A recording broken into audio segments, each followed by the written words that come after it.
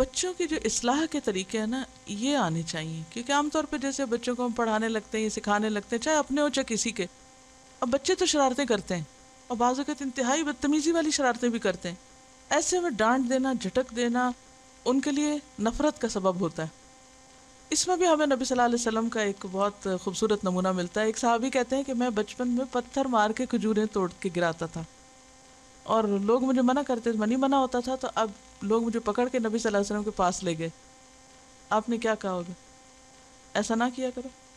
آپ نے یہ نہیں کہا، آپ نے کہا جو کھجوریں نیچے گری ہوئی ہوتی ہیں بس وہی اٹھا لیا کرو.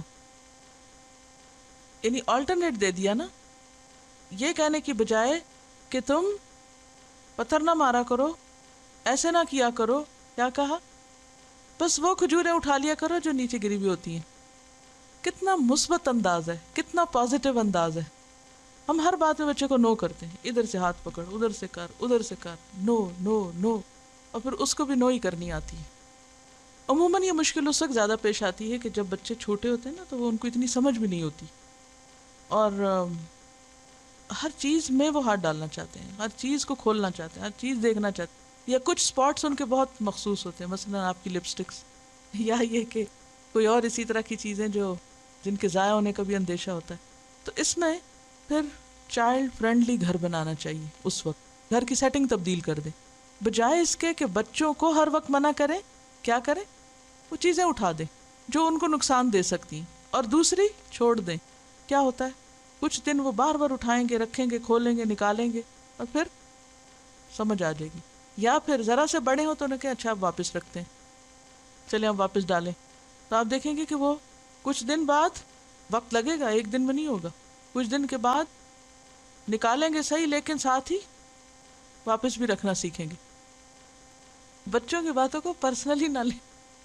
کبھی وہ آپ کے بال بھی کھینچ دیں گے، کبھی آپ کی آنکھ میں ہاتھ ڈال دیں گے، کبھی آپ کو کسی طرح تنگ کریں گے، تو ڈونٹ ٹیک اٹ پرسنلی. وہ جو بالکل ارلی مارننگ کا وقت ہوتا ہے نا، وہ سب سے زیادہ لرننگ کا وقت ہوتا ہے. اس میں آپ نے دیکھا کہ آپ آبزرو کریں، ہر روز بچہ ایک نئی چیز کر رہا ہوتا ہے. Every day is a new day for a child. کیونکہ اس وقت میں غور سے دیکھتی تھی کہ نیا لفظ اس وقت بولنا شروع ہوتا ہے، نیا ایکشن، نئی شرارت، نئی ہر چیز نئی شروع ہو رہی ہوتی ہے.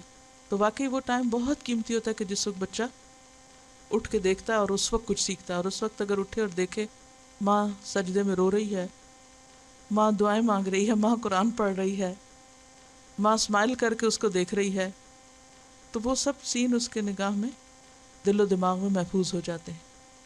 اور اگر اس وقت اٹھ کے دیکھے کہ ماں سوئے رہی ہے اور سوئے جا رہی ہے، تو وہ بھی کیا سیکھے گا؟ سونا ہی سیکھے گا.